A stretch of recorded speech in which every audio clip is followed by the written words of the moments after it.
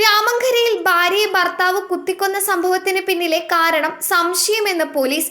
Kottayam medical കോളേജിൽ ചികിത്സയിൽ കഴിയുന്ന ബന്ധുവിനെ കണ്ട് വീട്ടിൽ മടങ്ങിയെത്തിയ വിദ്യയെ ഭർത്താവ് കുത്തിക്കൊല്ലുകയായിരുന്നു. സഹോദരിക്കും സഹോദരിയുടെ മകനുമൊപ്പമാണ് വിദ്യ ആശുപത്രിയിൽ പോയത്. രാത്രി വൈകി വീട്ടിലെത്തിയ വിദ്യയെ ഭർത്താവ് കുത്തിക്കൊന്നതിന് പിന്നിലെ കാരണം ഭർത്താവിന്റെ സംശയമാണെന്നാണ് രാമങ്കരി പോലീസ് നൽകുന്ന പ്രാഥമിക വിവരം. AC റോഡിൽ രാമങ്കരി ജംഗ്ഷനിൽ കഴിഞ്ഞ ഏതാനും മാസമായി ടീ ഷോപ്പ് നടത്തി വരികയാണ് ഇരുവരും. പതിവ് പോലെ കഴിഞ്ഞ ദിവസവും ചായക്കട തുറന്നിരുന്നു. പിന്നീട് ഉച്ചയോടെ കടയടച്ചു. തുടർന്ന് ഇവരുടെ വകയായി രാമങ്കരി 7-ാം നമ്പർ SNDP ശാഖായോഗത്തിൽ നടന്ന ചതയദിന പ്രത്യേക പ്രാർത്ഥനാ ചടങ്ങിലും പങ്കെടുത്ത ശേഷം ഇരുവരും വീട്ടിലേക്ക് മടങ്ങി.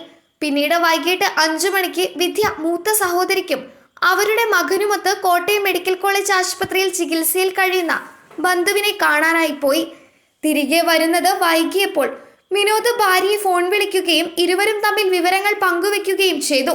രാത്രി 10:30-യോടെ ഒരു ഓട്ടോയിൽ വീടിന് തൊട്ടടുത്ത് വന്നിറങ്ങിയ വിദ്യയുമായി വിനോദ് തർക്കത്തിലായി. തർക്കത്തെ തുടർന്ന് കയ്യിൽ കരുതിയ കത്തിയെടുത്ത് കഴുത്തിലും പുറത്തും തലയ്ക്കും മറ്റുമായി മാറി മാറി കുത്തുകയായിരുന്നു. വിദ്യ തൽക്ഷണം മരിച്ചു. വിദ്യയുടെ മരണം ഉറപ്പാക്കിയ വിനോദ് പിന്നീട് ബന്ധുക്കളെ വിളിച്ച് വിവരം അറിയിച്ചു. വിവരമറിഞ്ഞ രാമങ്കരി പോലീസ് സ്ഥലത്തെത്തി അപ്പോൾ തന്നെ വിനോദിനെ കസ്റ്റഡിയിലെടുത്തു. പിന്നീട് ബന്ധുക്കളും നാട്ടുകാരും രാമങ്കരി പോലീസും ചേർന്ന് മൃതദേഹം വണ്ടാനം മെഡിക്കൽ കോളേജ് ആശുപത്രിയിൽ എത്തിച്ച് പോസ്റ്റ്മോർട്ടം ഉൾപ്പെടെയുള്ള നടപടികൾ പൂർത്തിയാക്കുകയും വിദ്യയുടെ മണലാടിയിലെ വീട്ടിലെത്തിച്ച് സംസ്കാരം നടത്തുകയുമായിരുന്നു. News desk മലയാളാക്ഷരം.